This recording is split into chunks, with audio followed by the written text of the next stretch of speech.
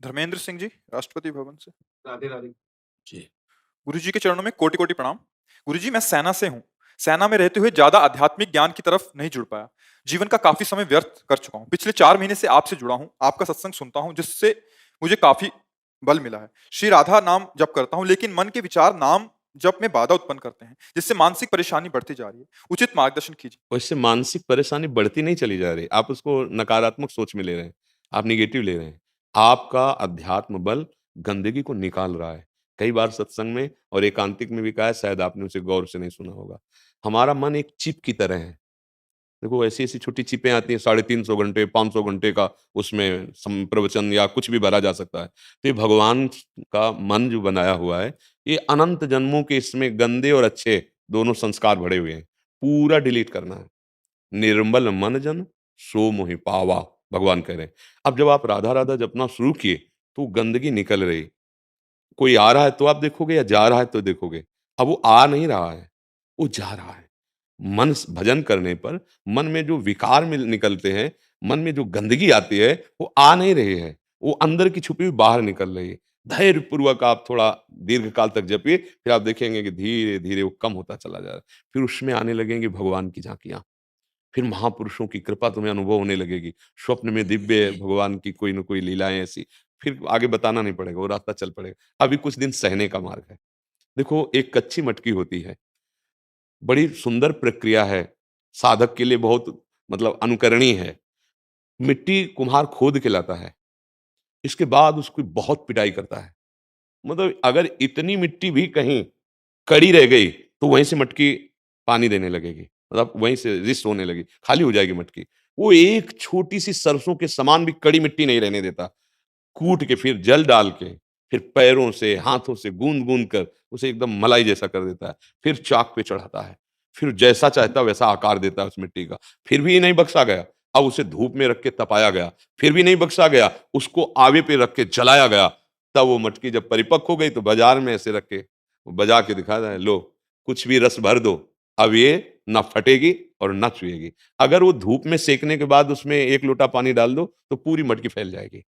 एक द्रवित पदार्थ रखने के लिए कुम्हार ने मिट्टी को किस तरह से इस योग्य बनाया, ऐसे ही सदगुरु, संत या भगवान जब इस प्रेम रस को, भगवत रस को रखने की, तो अब तो जलना तो है ही ना, तभी तो परिपक्व होगा। वो पाप नष्ट होंगे जो हमने किए, जो अनर्थ अनंत जन्मों के वो नष्ट। धैर्यवान बनो। ये जलन शीतलता की तरफ ले जा रही है, और जो भोगों की जलन वो ज्वाला की तरफ ले जा रही है। जलत ज्वाला ज्वाला, न जाने कितनी कामनाएं ऐसी हमने गंदी की है, अब उनको पावन करने के लिए नाम जब कर रहे हैं, तो थोड़ा धैर्यवान बने। देखो आराम से समझो, आपके शरीर में कोई रोग हुआ, मानो हाथों पे कोई रोग है या कहीं, आप ऑपरेशन करवाने के लिए डॉक्टर के पास जाते हैं, जानते हैं भयानक दुख होगा, महीनों बिस्तर में पड़े रहेंगे, पता है।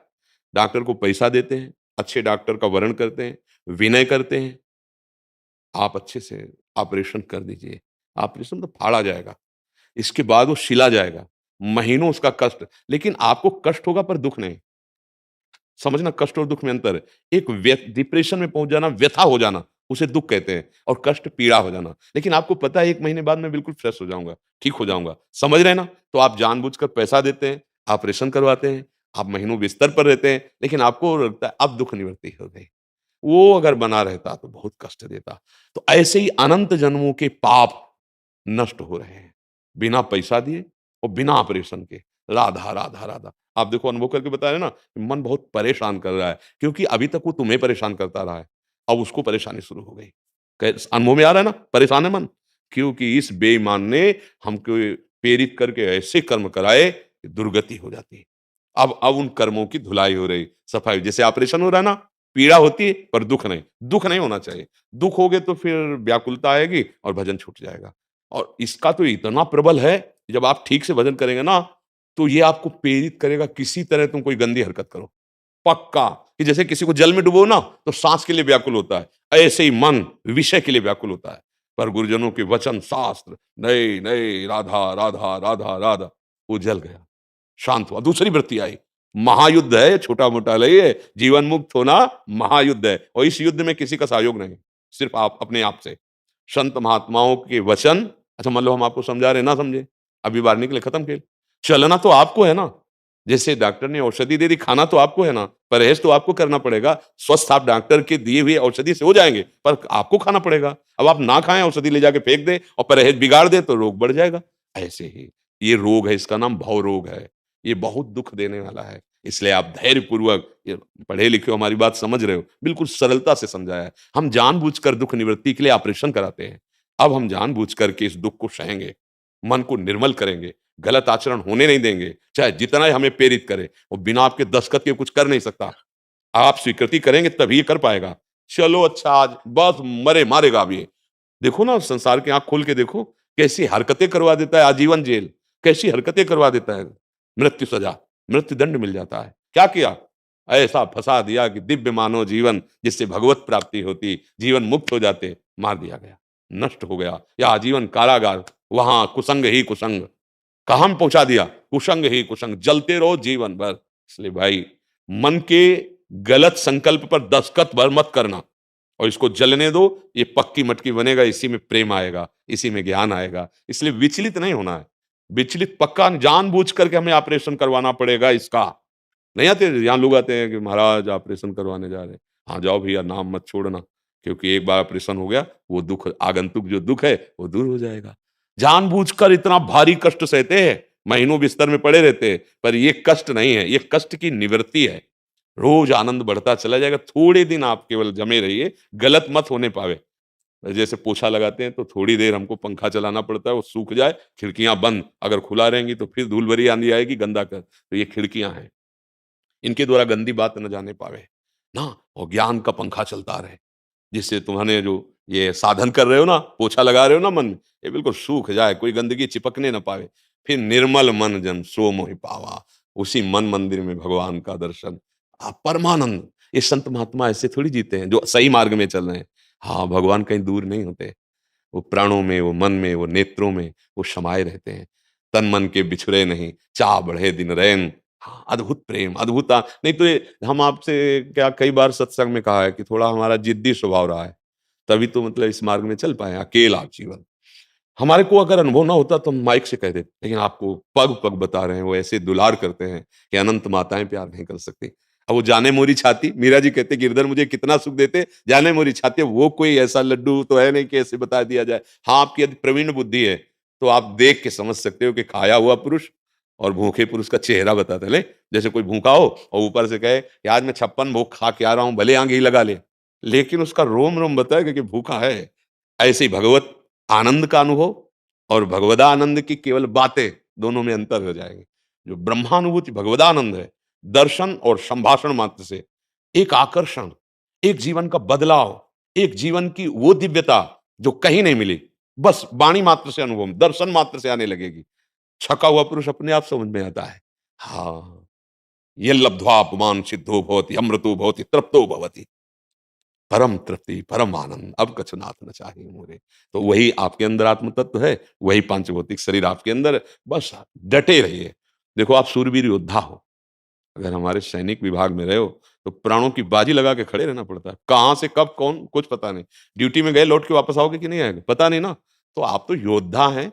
इधर भी आप देखिए, इधर तो अमरत्व है, मृत्यु है ही नहीं। अभी राधा बोला और शरीर छूट गया तो आप भगवान को प्राप्त होंगे।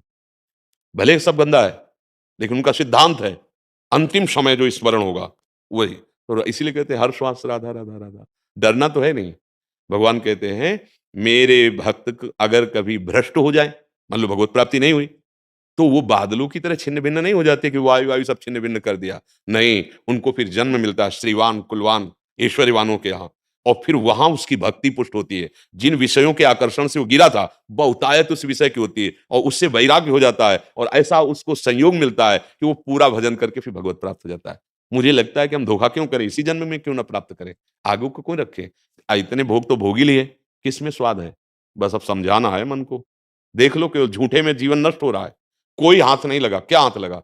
अगर जिस विषय की तरफ देखो वैसे ही भूख बनी हुई है। नहीं बनी हुई? सच्ची बताना, वैसे ही बनी हुई है। वैसे ही नवीन चाह बनी हुई। मतलब मुझे धोखे में फँसा के मन जीवन नष्ट कर रहा है।